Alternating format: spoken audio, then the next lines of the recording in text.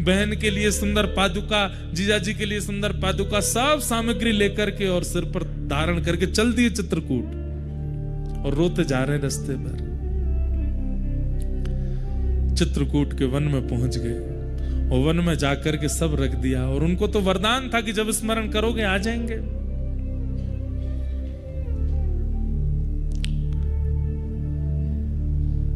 स्मरण किया, कहां है बहन जी, कहां हो? हे सीता बहिना कहां हो? हे राघव जीजा जी कहां हो? हे हमारे पहुना आप कहां हो? ऐसे चीख चीख के पुकारने लगे। इतने में ही सीता जी बोली, अरे देखो प्रयागदास जी ने कहीं से हमारा वनवास सुन लिया है, अभी जाके वन में ढूंढ रहे हैं। सीता जी इतने में प्रकट हो गई, राम जी प्रकट हो गए, तुरंत चरणों में लिपट गए, बोले कि अरे आप तो कृपा करो, आप वन में क्या कर रहे हैं? अब वन में क्यों घूम रहे हैं?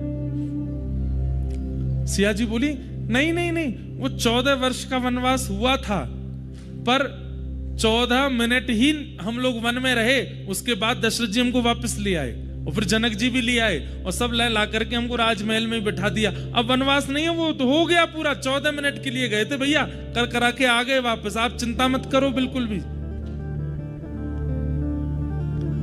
प्रयागदास जी बोले, मैं तो आपके लिए खटिया लेके आया, रजाई लेके आया, सब सामान लेकर के आया कि आप कहीं वन में होंगे आपको कष्ट नहीं हो। वो नहीं नहीं, हमारा तो वनवास पूरा हो गया, अब आप प्रेम से खटिया लाए हो, इस पर पड़ जाओ, प्रेम से आनंद करो, कोई चिंता की बात नहीं है, हम राजभवन में सुख ले रही हैं। बस ये सुनते प्रयागदास जी नाचने लगे, बोले मेरी बहन सुख में है ना, कोई कष्ट तो नहीं। राम जी को बोले बिल्कुल कष्ट नहीं देना इनको। राम जी बोले बिल्कुल नहीं देंगे, चिंता मत करो। महाराज एक पेड़ के नीचे खटिया बिछा ली। उसी दिन जब ये सुन लिया कि सिया जी सुखी हैं, उस दिन के बाद अपनी अंतिम श्वास तक प्रयागदास जी ने भजन ही नहीं किया, पड़े रहते बस। कोई आगे कहता भजन कर लो, बोले क्या करना, हमारी बहन सुखी है, अब क्यों भजन करना?